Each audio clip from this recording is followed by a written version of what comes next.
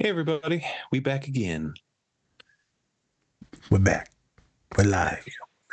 I'm Spencer, and of course we have our licensed clinical therapist, Naz. Dr. Nas. There you go. And we have our special guest for today, Vic, who is our licensed clinical therapist as well. Hello. Hello. Nice. All right, so this is the Different Spectrums podcast where we talk about movies, shows, and all the mental health aspects that surround them. We also like to have some laughs, so don't take us too seriously. Or do. And also don't forget to run up those likes for us. We'd really appreciate it.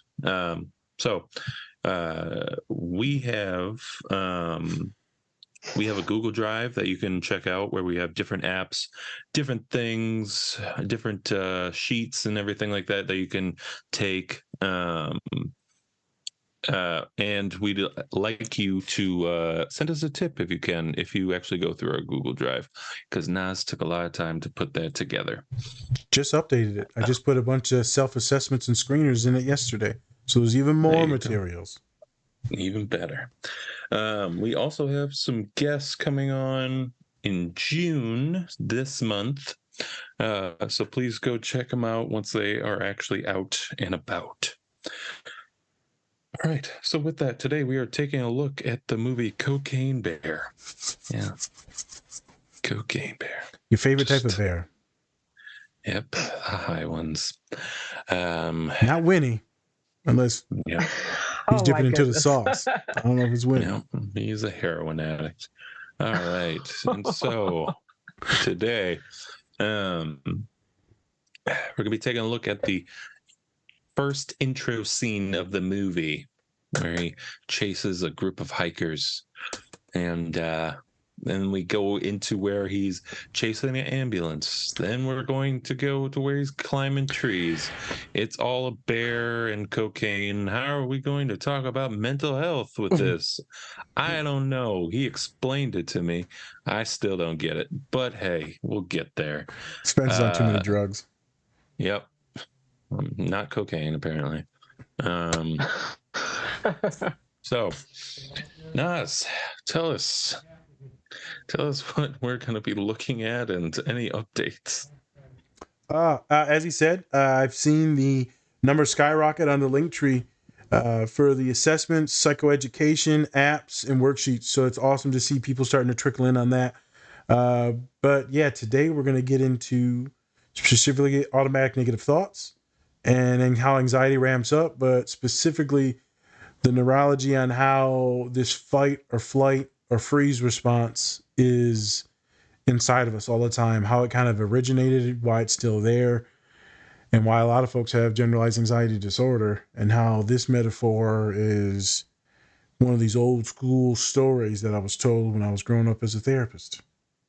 As a wee little lad in the graduate program, wee lad. Just a wee hobbit. Yep. So I'm excited to talk about it because this crazy ass story that I talk about all the time with students is now a movie. And now I can say Cacaine Bear. Yeah. So, I'm excited. Let's get into it. Let's chop it up. Hey everyone. Before we get into the show, please check out our collaborator, Bubs Naturals. They sell a variety of health and wellness products, including collagen peptides, MCT oil powder, coffee, apple cider vinegar gummies, and other amazing products. Go to bubsnaturals.com and use our code DSP20 to get 20% off your entire order. I just ordered their apple cider and vinegar gummies, and I'm excited to try them. If you are looking for a high-quality, all-natural health and wellness product, Bubs Naturals is a great option. The company offers a wide variety of items that are designed to improve overall health and well-being. So go check them out, and remember to use our code DSP20 when you check out. And with that, let's get into the show. Quick, the camera, get the camera. Oh my, I've always wanted to see a bear in real life. First humpbacks in Iceland, and now this. We have such good luck in nature.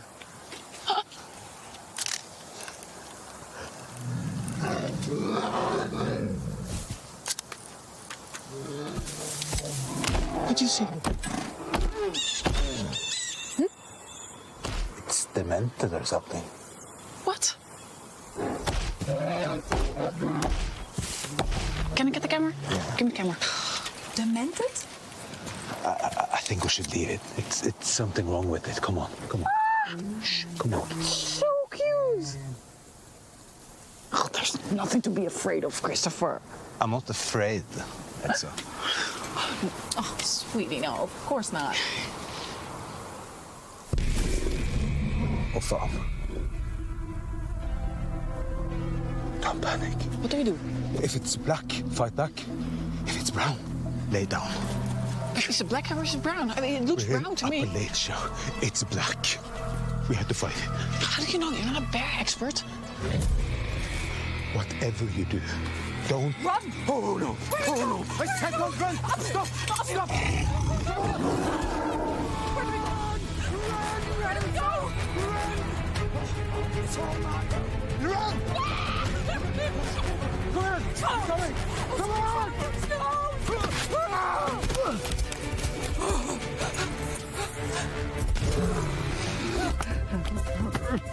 What should I do? Motherfucker! Come back! Help us!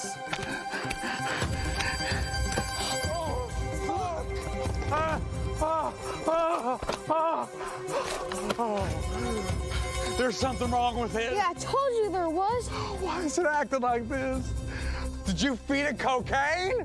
No, but you're safe. Bears can't climb trees. Of course I can.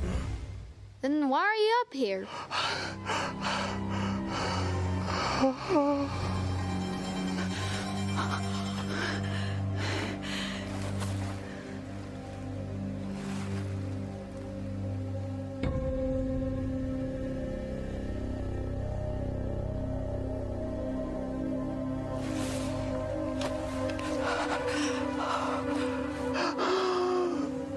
It's okay. It's okay.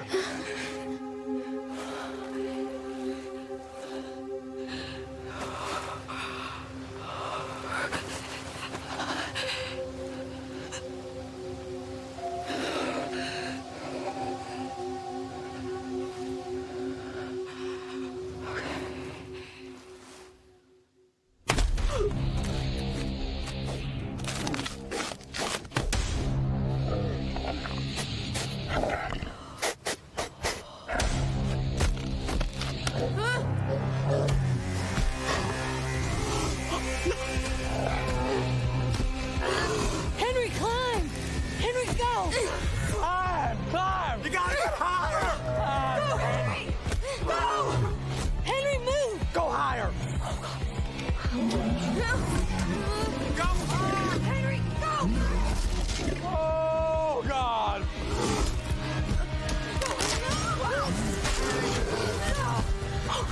Henry!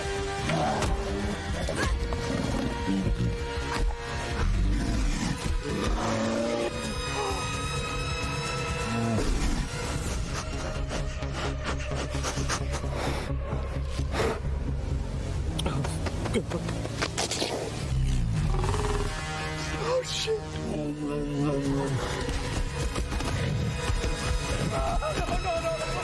Oh, God! Shit! Jesus, Panther wasn't even on yet! What the fuck is wrong with that bear? What the hell have you got a gun for? Hey, man! Put that away! Chief, shoot it! Shoot it! Shit, kill it! Not to treat a big fucking bear! Shut up! Why is it chasing us? Tom, Touch, shut the fucking door! Close the fucking door, you dumbass! Stop yelling at me!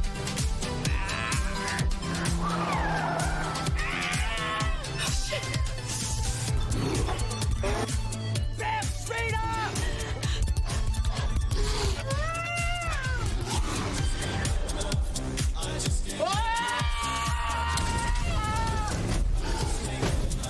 We are back once again. We're back and went live. Nice Yes. and hot, like a hot Cheeto, like Vic hair today. I like it. I like it too. It matches I like to the. mix it up every once in a while. Yeah, you gotta So, do it. cocaine and a bear. So we are taking a look at the first scene where the bear's going pretty much nuts and smacking his head against a tree and killing some hikers. When I saw that scene, yeah, dude, I would have we're lost my definitely shit. talking about mental health here. No excuse to watch Cocaine Bear, but all good. So, Nas, give us some perspective on this. Why this scene? Why this movie? Let's go into Why that. this movie? Let's say Yeah. So I'll get into the story, and then we'll throw it into Vic to break down some other things. So there's this old story that we talk about all the time when it comes to, why do we have anxiety? Clients will come into the office. Why do I have anxiety? What purpose does this even serve us to even have this as a thing, as a manifestation within us? And one of my boss says, well, you can use this story as, back in the day, live very different lives. Nowadays, things are much easier. Jobs, you go to work. It's just a much less stressful life. But before, when you're in the woods, when you're a human out there in a not normal society, there's animals. And I was like, okay, I'm with you. And she said, when you're out there prowling around and you're farming, foraging, and all that stuff, you're going to run into some bears. And you're going to be like, holy shit, that's a bear. And your body and your mind is always going to know, like, okay, and the west side of the forest, this is not where I'm going to go because it is dangerous. I know not to go here anymore because you have that triggering response. You know that bad things can happen. I was like, okay. And your brain remembers these things because it's trying to protect you at all times. So your anxiety is usually a protection thing. It's always trying to protect you. So Vic will get into how it does protect you. So we call it generalized anxiety, this fear response, right? Because it is for protection. And as us, as humans, our brains rarely think about like the good things that you have in life or shows gratitude or like, oh yeah, but look at all the flowers are at. You tend to forget some of the beautiful things that you see and you hyper focus on the negative things, the tumultuous things, the fearful things, the anxiety provoking, dangerous, life threatening things. Why? Because we're trying to protect ourselves. So the bear in the woods. As these days, there is no freaking bear in the woods. There is no bear in our life. Now, technically, some of you could say, maybe it's your grades, academics, letting your parents down. A lot of folks of color could say it's the neighborhood that they grew up in with violence.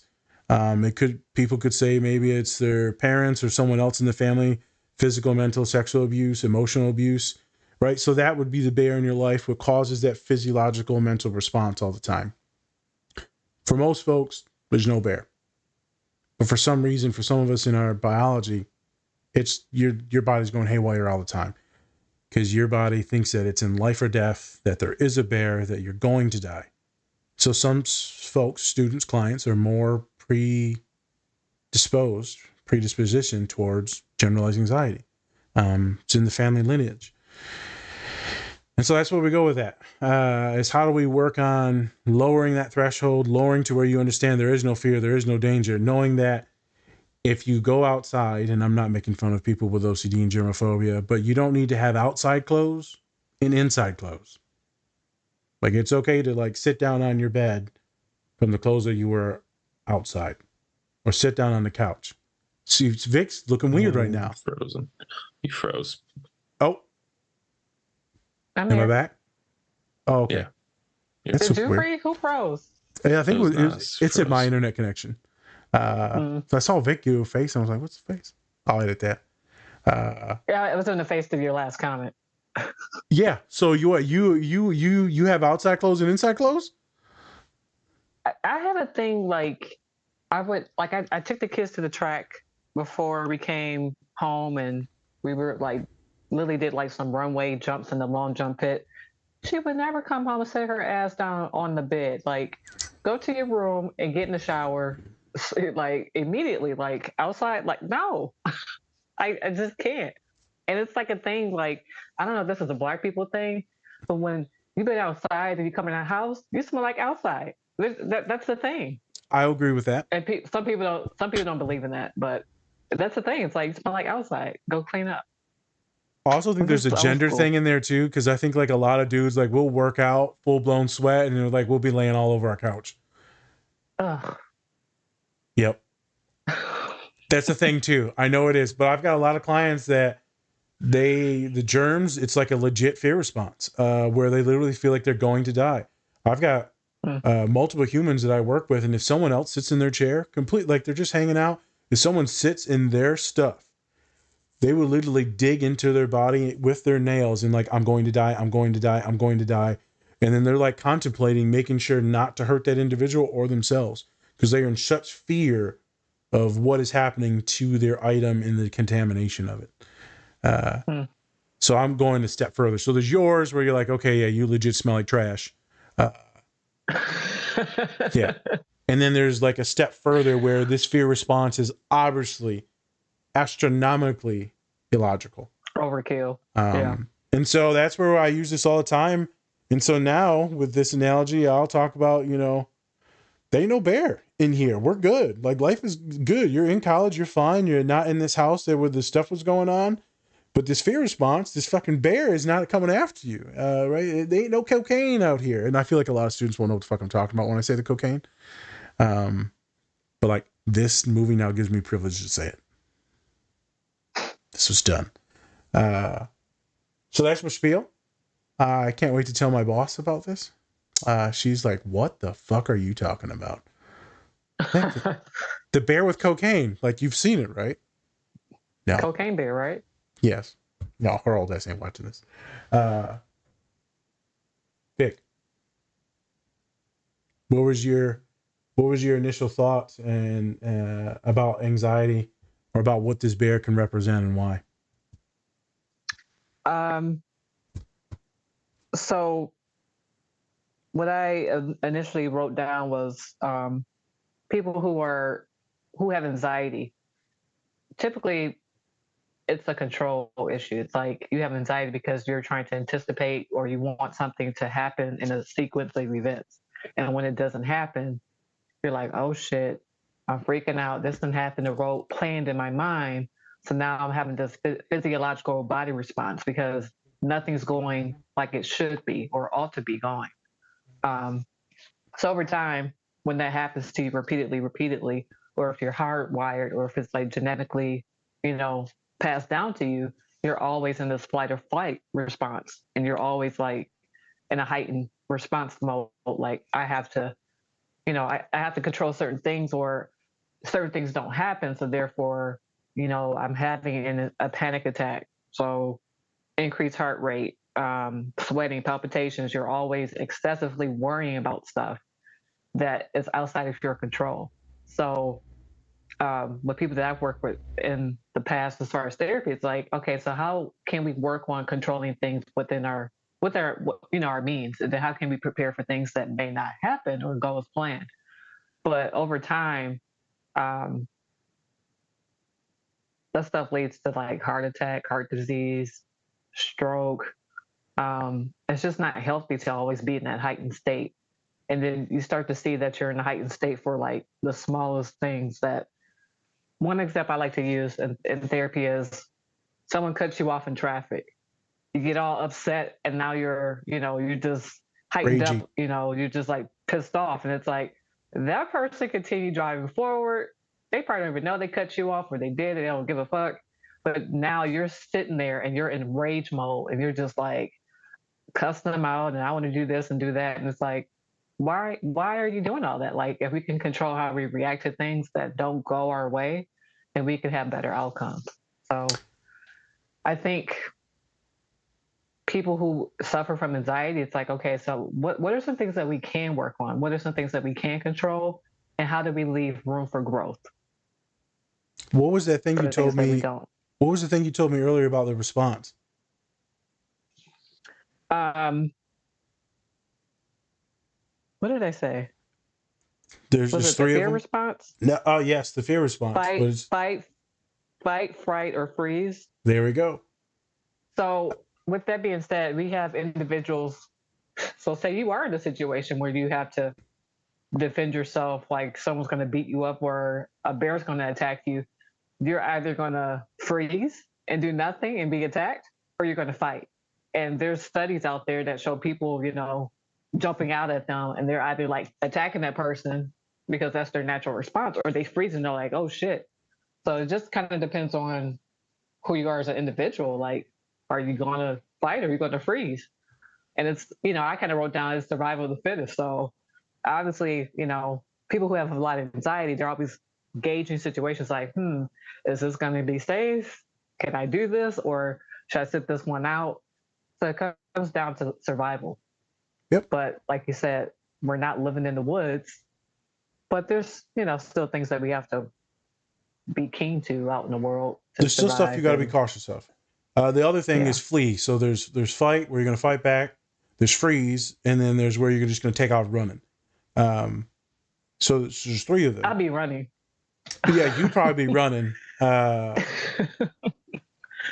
Actually, this is, and then we're going to get into cortisol and like some other science in a second. But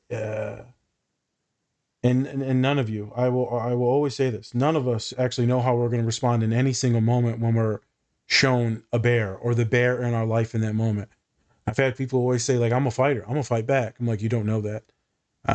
Or I would just dip out and run. Like, you don't know. You might be like legit in shock, frozen, where your mind is like, girl, get the fuck out of here, run. And you just can't. I've worked with many individuals that have been in gun violence, fights, and right there, I got it. I'm gonna be good. I'm fine. And then they freeze and they fall down, and then right, appropriate. But they're like, oh, why didn't I fight back? Why didn't I try to protect others? Well, you're fucking terrified. You don't control anything at that moment in time. This is a SA trigger warning, sexual assault trigger warning. I've had it where individuals, both genders, have told me, like, I'm ashamed that I didn't do something. Because I'm a badass and I will, like, legit. I've had some people that are legit feisty as shit, will fight you, and have, like, verbally fought me on many things. And they frozen. And they couldn't believe that they froze in the moment. You just don't know. I've been put in situations, held at gunpoint, held at knife point, and sometimes you freeze, sometimes you try to de-escalate things. And I remember one time when a bunch of family members were there, and I don't think I've talked about it on the pod, where I just, like, I have to take action because we're all going to die. Someone has to do something. Kid turned around, boop, and I finished business, and everyone ran away. And thankfully, everyone was safe. But it was fucking nuts, and that lived in my brain for years after that. In that moment, I found out that I was a fighter. But in most moments, I found out that I was a fighter. I've also known I've been in car accidents and been completely frozen and cannot even move or speak. So you just don't know how you're going to respond. My father will coincide that, who's been through a lot of traumatic experiences. You just don't know. So for those of you that are in these situations and you think that you know how you'll react, be kind to yourself if it doesn't go the way you think it was supposed to go or the way you should have acted. You're really not in control of that. Most of us. Now, if you're like prepped for all that shit, there's a difference. Like, if you're prepped for military and war and for all this battle, then technically it's not a physiological automatic response at that time. Now you're prepped and habituated to it. You know what's coming. If me, Spence, and Vicky know we're going into battle, into war, we already know that we're about to fight. And thus, we should be ready to execute. If you just get thrown into some game or tournament, you're probably going to freeze and walk the fuck out. Because, like, what the fuck? It's like when you get into class and you get a test and you're like, what the hell is this? I'm going to go ahead and SpongeBob me my ass out of here. So, yep. So this is why I want to get some examples. I'll start with Spence first, and then we'll go round robin to Vic. Any examples of fight or flight that you can remember? Fight, flight, or flee. You're just like, I'm out. I'm about to volatilely or like protect myself or others, or were you just like legit froze? Could be anything, a car accident. It could have been just someone yelling at you and you froze, right? Who knows what it was? Could be a I'd sports probably have thing. to say there's a time I go to like every year, go to my cabin, things like that. And a few years ago, it used to be like all my like cousins and stuff would go. And one time it was me, my mom, we went out on a canoe, and then it was my cousin and somebody else was in another canoe. And like they were trying to race us and things like that. And then they like, I don't know, I kept getting like hit in the face with water, and then we flipped the canoe. Then the canoe flipped, and then I don't know, I guess I just kind of went into shock. I didn't really say anything. All I knew was to like just swim to shore, which wasn't really, it was kind of close, but it wasn't really. But yeah, I wasn't even talking or anything like that. It was just like dead silence. Luckily I didn't drown. But you swam to shore. You know, yeah. Okay. And so my mom was like, Spencer, and I just wasn't responding at all. Just couldn't talk. Out. Just couldn't say anything. That's probably one of the closest things I've had to that. I mean, I probably had other situations where I was probably like, oop, I'm gonna walk away from this because I'm not trying to get into it with people. Try my best not to fight unless I really have to. So it's really trying to pick situations. And that's usually my brain saying that, just like pick the situations to walk away. And that's like my immediate reaction is walking away, usually. Not really just freezing. So what about engaging? Just so fight doesn't have to just mean fighting someone off. Sometimes it could just mean like physical engagement. So has it ever happened to you in sports where you've frozen? Or does it normally No. I'm pretty cool and habituated to that, I just execute? Yeah, usually I'm usually ready for any type of like it, because I have like I know the motions of doing something, but if my mind isn't into it, it's more of like I'm not executing it to the standard that I'm used to. So that's kind of more of it. Like I'm just, if my mind's not in the game, then I'm going through the motions, but I'm not really like in the moment. And so that's been kind of like, especially with sports, that's been my perspective. And so Vic, kind of the same type of example. Do you have any examples of it? And then also in sports, was there ever any of that freeze response? But before we get into the sports, any examples that you want to give of fight, flight, or freeze that you're okay with sharing? I got a couple. So, with sports related, during like winter break or Christmas break, however you want to define it, our coach will always give us workouts. And so probably out of the 5 years I spent at Western, I would go to my dad's in Minnesota, and I'm like, fuck, I got to do my workout. And so I'm like, as long as I got all my extremities covered, I can get a good workout and I can go for a run, you know? So one day I went running in this park in Plymouth, and it's like on a trail, but it's the park all in one. And I stopped because it was a big ass deer in the middle of the trail. And I was like, oh shit. And I was like, yep, not today. And I turned my black ass around. I ran back. I'm like, I'm not about to get attacked by a deer. It's not worth it. I'll just turn around. It kind of stopped and looked at me like, and I'm like, I'm not going to fuck with you. I'm going to turn around. This is your territory. I'm just a visitor. I'm a guest. So that was one situation. Instant shock and then run. Yep. Yeah. My first experience at a swimming pool, or just swimming in general, we lived in Fort Hood, Texas, and my dad took me and two of my cousins, and I was sitting on the edge of the pool. I had to be like 4 or 5. Once again, no swimming experience. I somehow slid in, and I just remember my dad yanking me up, but I just remember not reacting or doing anything. Like I froze, and I didn't know what to do. And I guess someone was like, hey, like that kid over there is like drowning, or, you know, help her. And I just remember him yanking me up out the water. And I was just like, all right, I don't want to go swimming ever again. So to this day, I'm not a strong swimmer. And I think it's because of that first experience. Like I have anxiety that I'm going to be swallowed or engulfed by the water. So that's something I'm working on every year is getting more comfortable with water. I ain't gonna lie, I gave up on that shit. If I can't stand up in it, like I'm done. No? I used to love swimming, homie. But now like I'm like super muscles and dense, and like I literally just sink, and my shoulders hurt just That's from what I've trying always to paddle. been told. They're like, you're just all muscle. I'm like, there's little kids that weigh less than me and have less body fat, and they're swimming. I'm like, how can I not? Bro, my arms aren't strong enough to be paddling, bro. It's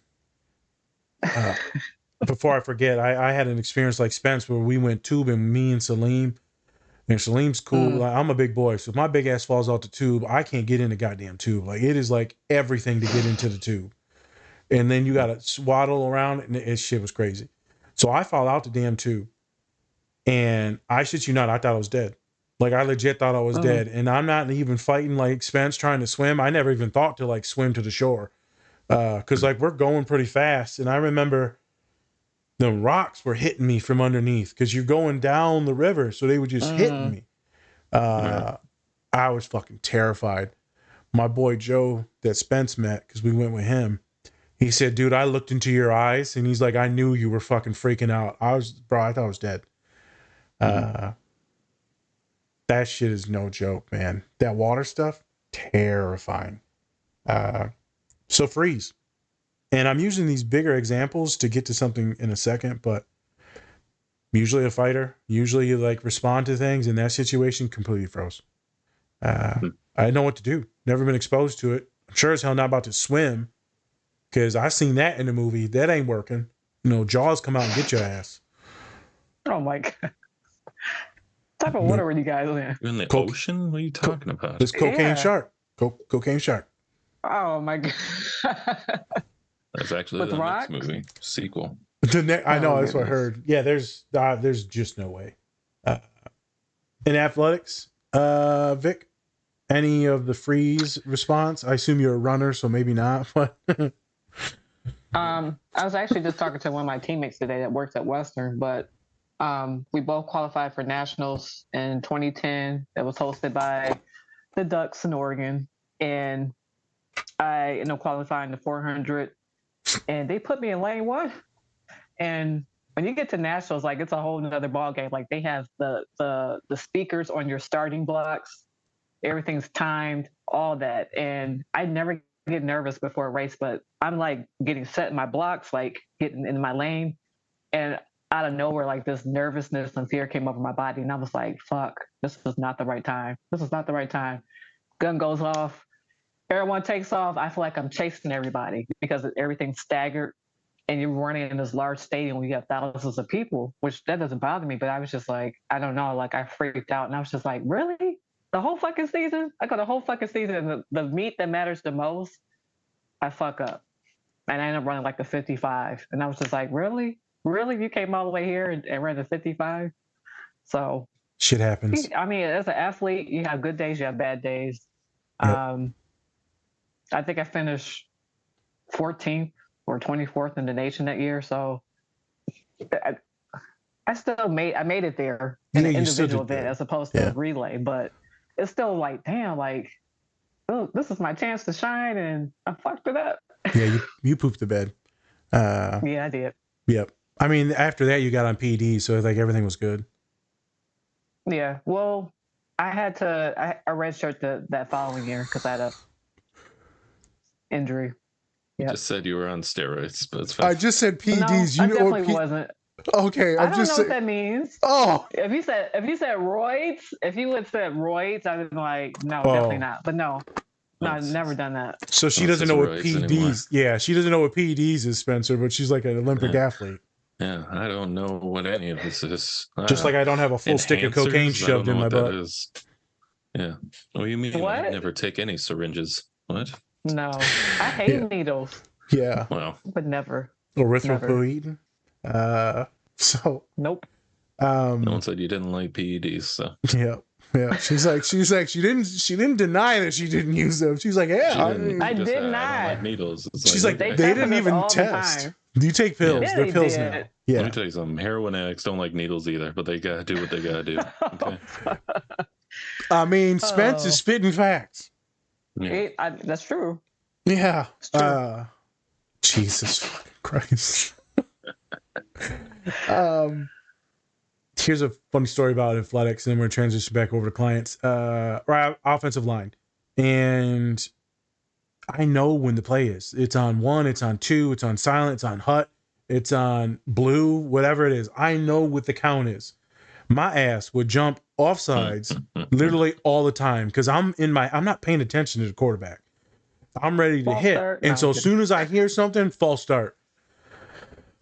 So I never had a get off. My last 2 years of playing high school football and college football, you're on the practice squad, so no one fucking cares.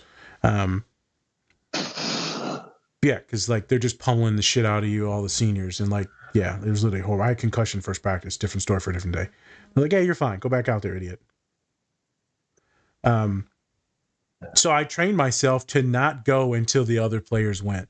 So if you watch film for me in my senior year, you will see me late start a half a second before everyone else on the line. Because I was so in my head that I was going to jump off sides. So now I'm just like, fuck it, I'm going to wait. And then that actually did bring peace. I can work on my form, my technique. But I'm always so ready to chomp at the bit that as soon as I heard anything, boom, I go. You'd been good at track then. Yeah, maybe. Yeah, we probably would have been good at track. When slow as dirt, but They'll get there. right? They'll get there. Yeah, I'm one of them. No, I'm not even gonna go there. It's gonna go somewhere No, real say bad. it. No, I wasn't going at track. I was going somewhere else. You know, I'm a fast one now. God. Oh God. Bling bling. You have to work on that. Bam, I'm done. Yeah, I'm always just ready to go. I'm always just ready to pounce. And also if someone takes me out of the zone, what? So I get real jumpy. Celine gets real jumpy because I get hyper fixated and locked in on things. And so other things surround me sometimes freak me out. So as we relate this to clients, these are like normal things to be fidgety about, to be anxious about. Obviously, these aren't super tragic and terrifying. Well, some of the drowning ones obviously are. But they're not bears. They're not something running into you that's going to threaten and kill you. Now, if you would have saw something more ferocious than like a deer, so maybe it was a fucking terrifying deer. I don't know. But then that cocaine bear analogy makes sense. But in our day-to-day lives, we don't face those. I haven't faced any bears in the last couple months. I haven't ever. Yeah. Only in the clubs. I was told by a student I was one. So There you go. there you go. But yeah, like no metaphorical bears. Like I've had nothing impending doom-wise in years. And I've been blessed. I'm completely blessed about that. That nothing has been like life-threatening, terrifying me. Just small things. Small little inconveniences. Today I had a hiccup, a heart flutter. I was supposed to do a presentation with the Indianapolis Colts today that Spence knew about. And I'm like, oh yeah, my boy rescheduled it and he put it on today instead of Thursday. I'm like, okay. Say, hey man, send me the Zoom link. Say, what the hell you mean Zoom link? I said, yeah, the Zoom link for the thing. We got the meeting today. He's like, you're supposed to be here in person, dog. What you talking about? Oh. I thought you rescheduled it to where it was via Zoom. He's like, no, we were working at home on Thursday. You're supposed to be in person today with your brother. I was like, well, that's not happening. Because I'm at work. And my colleague said, no, I'm already freaking the fuck out because I don't like letting people down. It's my high school running back too. This is a big honor to do. My homegirl's like, just leave. You'll be there in an hour. You've got like an hour and 10 minutes. I'm like, no. Because I'm going to be gunning it. Going 100 miles an hour in 55s. And I'm going to fucking crash the car. I'm not doing that. I'm not doing that. So I was cool with it. He sent me a Zoom link. We still did the thing. And everything went fine. But I was like legit freaking out. I think the last actually legitimately terrifying thing where I could not sleep and focus is when I had to take my clinical exam during COVID And if I failed that, I would have to stay at St. Mary's in Winona, and I wouldn't get the job promotion at Purdue, which was like 30 grand. That. And then I went and met Spence after that, and we had Arabic food as a celebration. That was horrific. But think about it. It's really not a bear. It's not life or death. I mean, it's 30 grand. So as I transition this back to clients, you know, some of us, we're all knuckleheads, man. You always think this thing is chasing you. The anxieties, the fears, the worries, the shames, your parents, the people below you that are getting B's and you're getting A's, or you're getting C's and you're worried about people with D's, and you're always worried about class and status. And those are the bears that we face, not this fucking thing chasing us in the ambulance that's going to kill us. So as Vic said, how do we come down from that? How do we strategically work on the steps to maybe what Spence was saying, where it's more of a process in sports? And Vic is saying, you ain't even really got to be checked in sometimes. Your body will just go through the motions and you're kind of good. And I've seen Spence too when we play. Like sometimes he's going through the motions and then someone will piss him off, and then it's like, Daddy don't come to play. Good, he didn't come to play now. Yeah, I don't like that shit. I used to have a friend, Spence, you would have loved him, in Grand Rapids. His name wasn't even Joe. His name was Robert. But I would always start screaming ISO Joe because he would ISO the shit out of people. And the other people would get mad at me for saying that he was going to shit on them. And then they would start roughing him up. And then he would shit on them. Yeah. Yeah, you talk some shit when we play ball anytime. I'm just like making, he's like, yeah, that's right. Fuck y'all. Like, Jesus. If Spence makes a shot, anyone on my team makes a shot, I am talking straight cash. And Spence is like, dog, you need to chill. Yeah, because I'm not trying to get fucking my Like, I'm not trying to get killed. because I'm making shots. Yeah, and he was your wife. And he said you couldn't read good. No one says I can't read good, motherfucker. Yeah. And he said your cocaine was subpar. What? Jesus. All right. Let me look at the master list.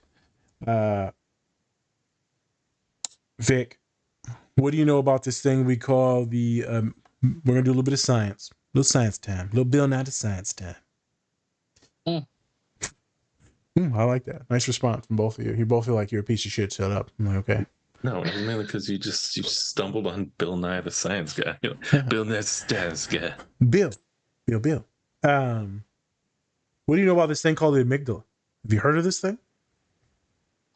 Yeah, once upon a time ago. Is it like decision making?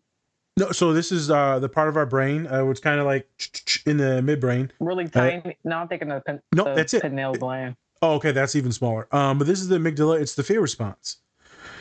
So when you're in those fight or flight modes, that's the thing that activates. And then, I definitely know you know about this, the sympathetic and parasympathetic nervous system. Have you heard of those things? Mm-hmm. So folks, those of you that are in physiology, anatomy, you're going to start hearing about this. Any science-related classes, psychology classes, you will hear about this. So that nervous system will skyrocket. As Vic was saying earlier, you grow up habituated to these things, these stressors, economic issues, racial issues, insecurity issues in anything, abuse issues. You said it leads to stroke, heart attack, early, adverse child adverse issues. It's because you're leading to a shit ton of cortisol. So your body pumps out this thing called cortisol, and it pumps out a ton of it because it's getting you ready to use muscle and energy and ATP very fast, very fast. It starts the sympathetic nervous system because you got to go, you got to fight. Right? And so all of us have had adrenaline before in a game, in a situation when we've been yelled at, someone pisses us off, cuts us off. Heart starts racing. You start sweating. Well, you start sweating because your body's trying to cool you down. It's trying to cool down your core temperature. Your heart starts beating really fast because it's pumping all the more blood to the major organs. Shuts down digestive, stomach, all that stuff. It's like, oh, we don't need those right now. Correct. That's why you're not supposed to eat too much before you exercise, because your heart is pumping all the blood to the major muscles that you're using. People report the numbness or tingling in their hands or the cold sensation. It's because the blood is leaving that area and thus it's getting cold because all the warmth and blood is going to the chest, the breathing, cardiovascular, into your legs, to your core, right? It's getting you ready to run or fight. Also, your brain. So you're going to get really, really tired after having these sympathetic nervous system issues or fear response issues because your brain's literally chomping through glucose at that time. So people are like, I'm exhausted after being mad. I'm like, yeah, I wonder why. You literally just shot. I'm hangry. You're hangry. You just shot your whole wad of emotions. Like, you're done. Was it good for you? No. Okay. No. Okay. It never is. That's it. Sympathetic nervous system, folks. So there's ways to get you to calm down with this, and I know all of you are going to hate this that are listening, but it's breathing. It's the deep breathing shit. Everyone hates it, and I get it. You hate it. I get it. Taking a couple deep breaths, holding them, it's going to lower your blood pressure, lower your heart rate, and thus you will be calmer. Well, Nas, that shit don't work for me. Sit down. Because you've only done it once or twice. It's like, it's got to be repetitive behavior. It's got to be part of your routine. Let's do it the real way, though. Let's do it the real way. Let me show you some shit real quick. Let me have you drop your shoulders. Let me have you breathe the correct way, in through the nose, out through the mouth. 4 seconds. Pause at the top. Let out. Get the chest big. Expand the stomach, right? And then get small. They're like, oh, yeah, I feel a lot better. Yeah, because you're doing the shit right now. I know. So there's that. There's temperature regulation. There's many other things that we've been over in many pods. As me and Spence talked about anxiety and panic attacks in TED, episode 1 of a 3-part podcast. We went over all the symptomologies. There's ways to back it down. The breathing is going to be one of your go-tos in those moments.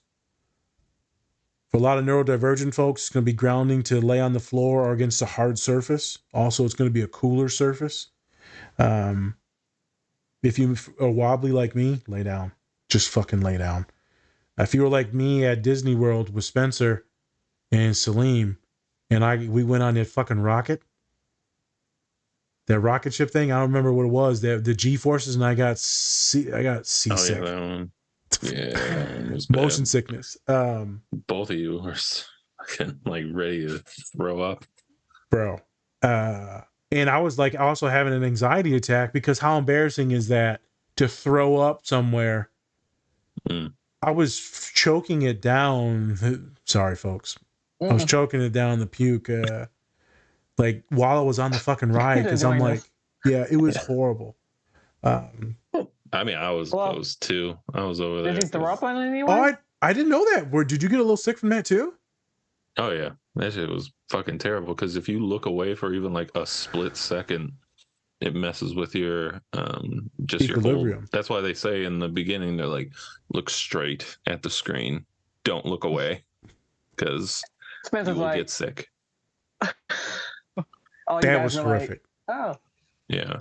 Yeah, that was probably the worst that I've gotten. And when we did the Velocicoaster, like that was like, I hated that shit, but it was way better than the G-Force because that shit just fucking spins you around so fast. It literally just spins you around, and I literally feel like you're leaving the atmosphere and like in a rocket. Yeah, I'm not gonna lie, I had the same type of feeling like I'm going to die, like I was like drowning in the tubing thing. And we walked out, and we had to sit there, and Spencer's just like sitting there with us. We sat there probably for an hour. Oh yeah, damn. I had motion sickness for the rest of the trip, and it was intense. I had to lay down. I had to buy some shit. Also, it didn't help that it was like really tight space. Like it was like right in front of your face, tight, and so claustrophobic. That was me freaking out, and so I had to sit down, lay down, drink a ton of water. It was intense. Again, though, it's not a bear, but yet it had a physiological response of me being attacked by this metaphorical bear.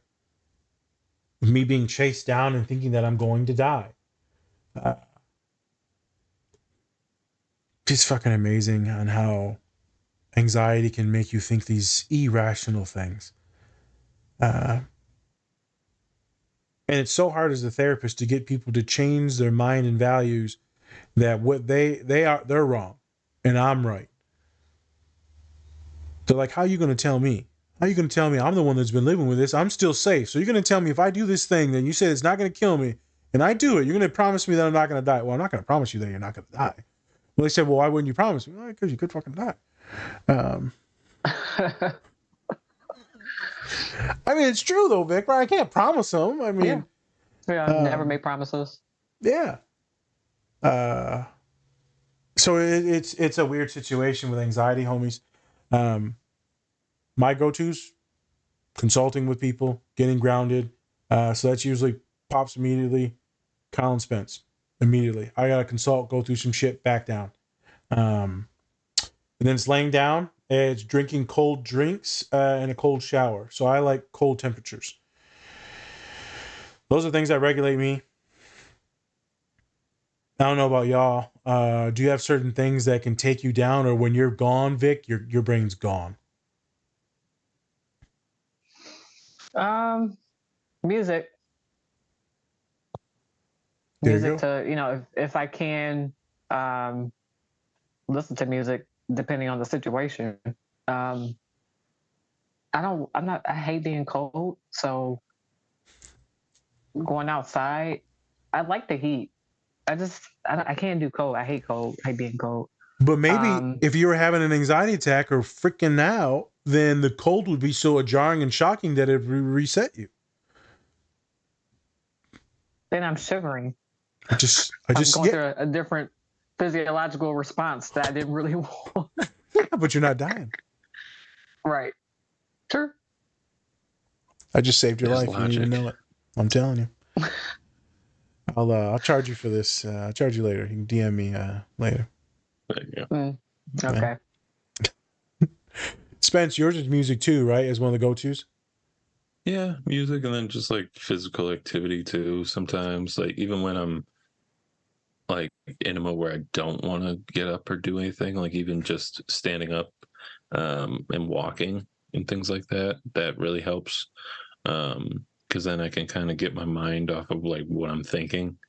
And I can just kind of focus on like a physical activity instead. That usually helps me. But yeah, music usually helps. It all depends, because sometimes I'm just not in the mood to hear anything or even watch anything. I just kind of want to sit there and just not do anything. So it's a vibe. Yeah. So everyone, what we're talking about is distraction. So distraction can regulate you and calm you down. For those of the folks that have lived a lifetime of what Tiff said is anxiety, that cortisol can ramp it through you, and you're going to be having these big emotional responses through any trigger. I was talking to a human. I said, so your roommate did something like your mom's would do. You good? She said, yeah, I'm good. And I said, you sure? And she said, yeah. I said, I see you didn't go full on like cocaine mode where like you were going to kill her. But I'm surprised, because if that was mom's, you would have deregulated and then just lost your shit. I said, you should take that as a win that homegirl didn't trigger you enough. And she said, well, Nas, why you spend so much time on this? I said, you're a woman of color. You will be kicked out of this institution so fast. So fast. Because you will be seen as aggressive. And you're not like these other kids. Because, right, we got a lot of folks of color on campus, but they're what we call the acceptable minorities. You wanted the good ones. You wanted the Asian ones, Indian ones, right? One of them Latino black ones now you're dangerous. Now it has derogatory terms associated with it. And that and yet in itself is traumatic and traumatizing, because you have to code switch. And I hate that I have to have these conversations with people, but I have to make sure that their fear response doesn't kick in. That way they don't get kicked out of this country. They don't get kicked out of school. They don't get, shot and killed. I just can't have that. We can't have that. You came too far to get this college degree to have a setback because someone's messing with you. But that fear response, hard to control it. And that's something to say for people of color. I feel like we're always code switching.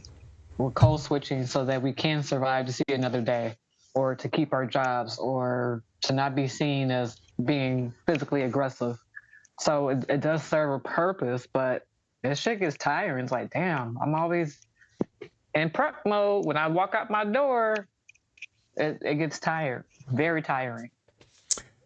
We were talking about that today with the Colts at the football team, and one of the black clinicians, black woman, she was like, "This shit is hard, extremely hard." And right, I'm thinking the whole time about neurodivergent folks that do code switching and mirroring to an extreme extent because everything is computerized, and statistically it shows high anxiety, high depression, and suicidality. And so black folks, brown folks, other identities, queer folks, it's intense.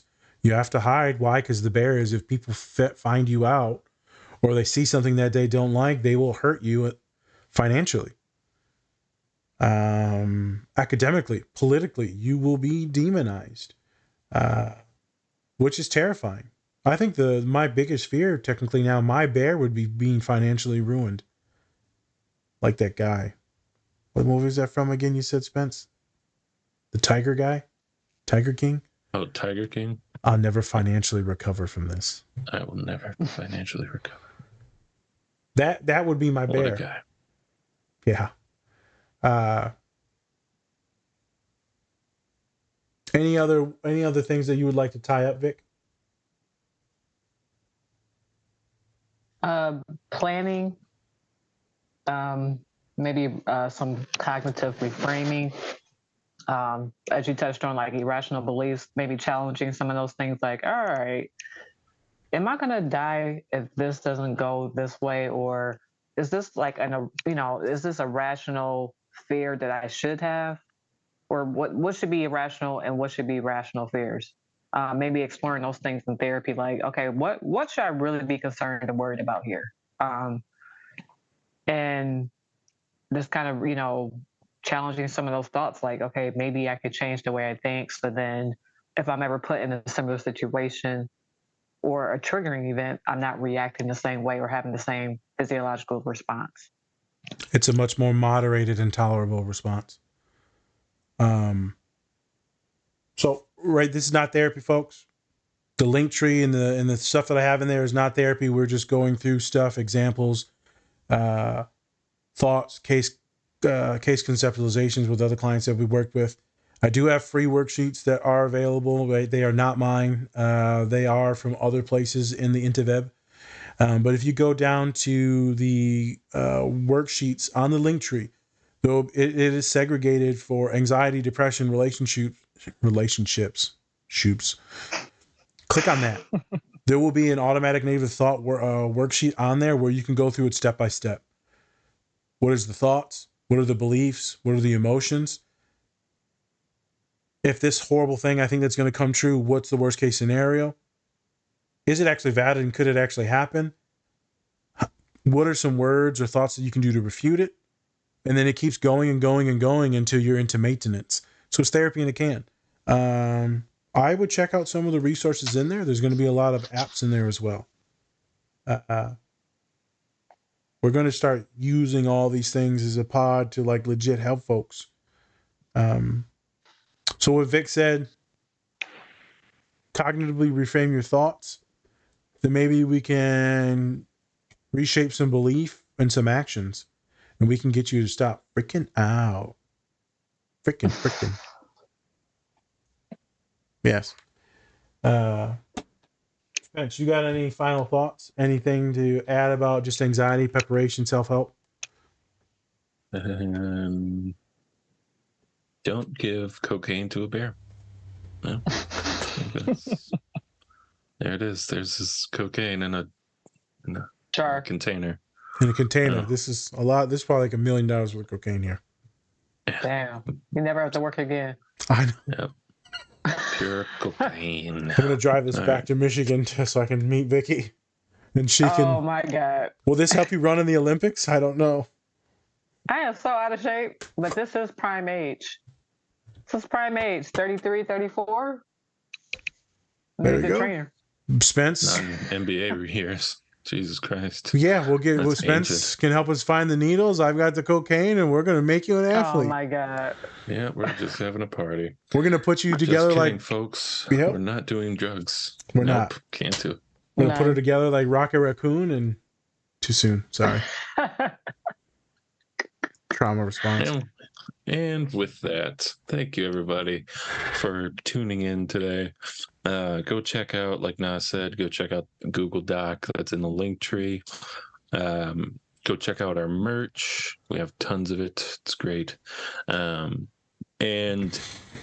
go look at Bub's Naturals. They have a ton of health and wellness products that you can get, and use our code DSP20 and you will get 20% off your entire order. So Let's do go it. check that out. Yeah, that'd be great. So thank you Sports everybody for Illustrated. watching.